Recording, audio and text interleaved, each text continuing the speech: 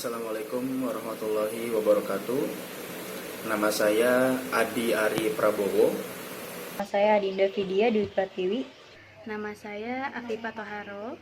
Nama saya Ahmad Mutafi Anhar. Nama saya Aldi Bayhaki dari kelompok 1.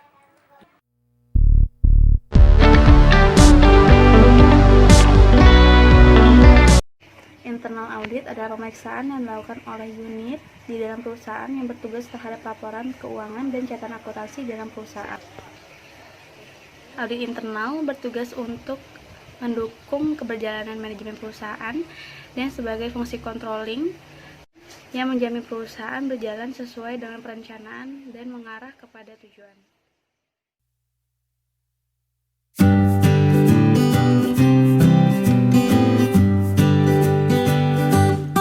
Perbedaan audit internal dan perbedaan audit eksternal, yaitu pertama tujuannya.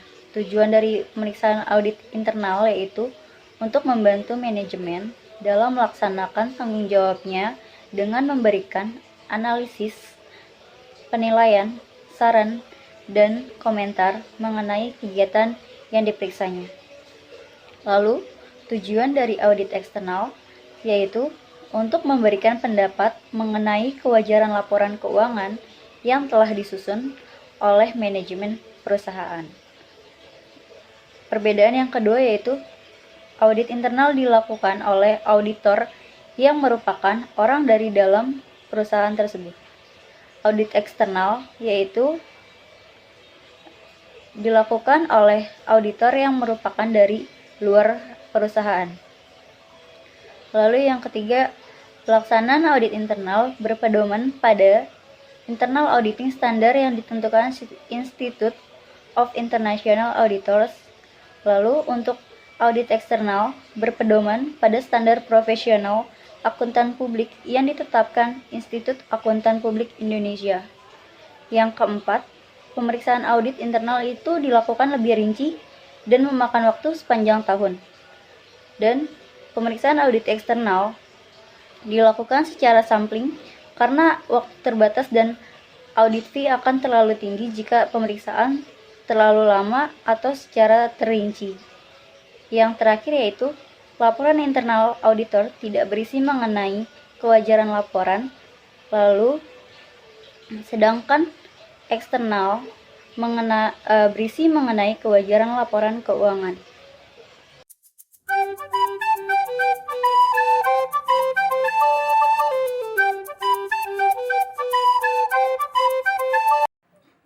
Bukti audit tersebut yaitu 1. Bukti fisik.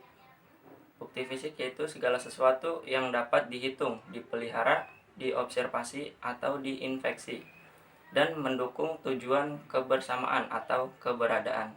Contoh dari bukti fisik yaitu dari case of name, observasi terhadap persediaan, investigasi fisik surat berharga, dan inventarisasi aset tetap. Yang kedua yaitu bukti konfirmasi, yaitu diperolehnya mengenai eksistensi, kepemilikan atau evaluasi eksklusif dari pihak ketiga di luar klien. Contohnya yaitu jawaban konfirmasi piutang, barang konsinyasi, surat berharga, maupun konfirmasi dari penasehat aturan klien. Yang ketiga yaitu bukti dokumentasi, yaitu catatan akuntansi dan seluruh dokumen yang menjadi pendukung transaksi. Contohnya yaitu faktur pembelian, kopi faktur penjualan, jurnal voucher, general ledger atau buku besar, dan subledger. Yang keempat yaitu bukti matematik, yaitu perhitungan kembali, misalnya voting, cross voting, dan extension dari rincian persediaan, perhitungan, dan alokasi beban penyusutan atau laba rugi, penarikan aktiva tetap.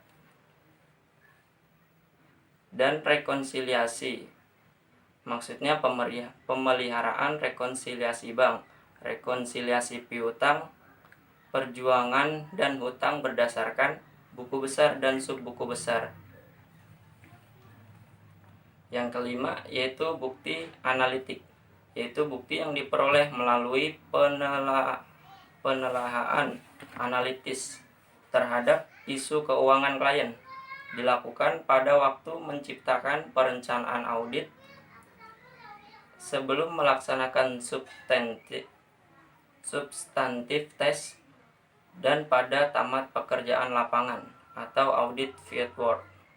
Yang keenam yaitu bukti keterangan, yaitu bukti dalam bentuk tanggapan verbal dari klien atas pernyataan yang diajukan oleh auditor. Contohnya, pertanyaan auditor mengenai pengendalian intern dan tidaknya kontingen liabilitas, persediaan yang bergerak lambat atau rusak, dan kejadian penting sehabis tanggal neraca.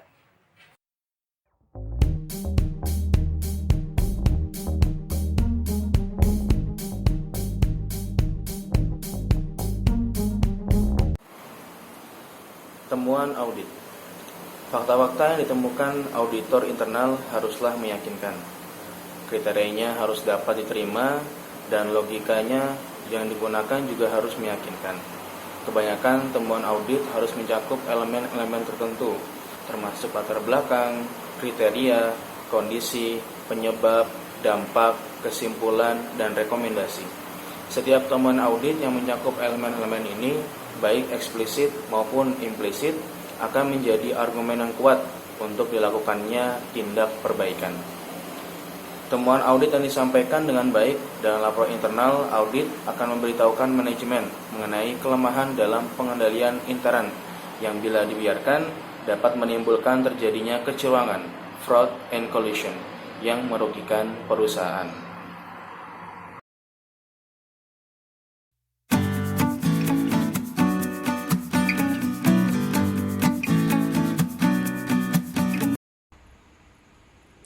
Di sini saya akan memberikan contoh dari audit internal.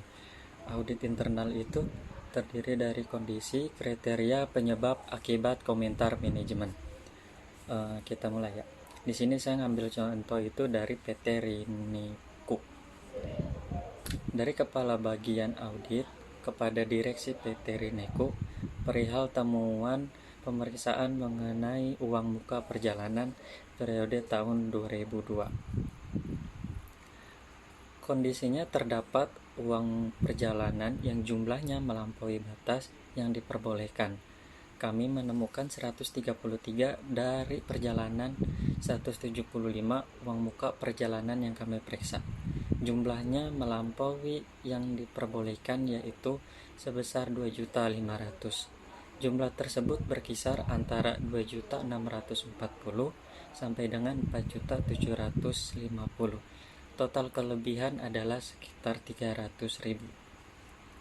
Kriteria kebijakan tertulis dari Direktur Keuangan menyatakan bahwa uang muka perjalanan dinas hanya sebesar 2.500.000. Penyebab Kepala Bagian Keuangan memberikan uang muka berdasarkan formulir yang sudah diotoritas oleh marketing atau sales supervisor. Otorisasi supervisor biasanya diberikan dengan mudah tanpa melihat atau memperhatikan batas maksimum yang bisa diberikan. Akibatnya, banyak salesman yang meminta uang muka perjalanan melebihi jumlah yang dibutuhkan dan bertanggung jawabnya sering terlambat. Bahkan salesman yang sudah berhenti tetapi masih belum mempertanggungjawabkan uang mukanya. Komentar manajemen.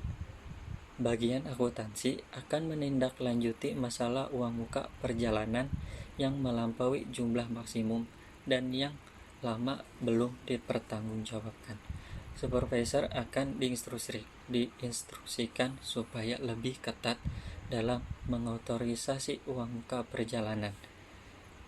Di sini laporan keuangannya ditandatangani oleh Kepala Bagian Internal Audit. Terima kasih.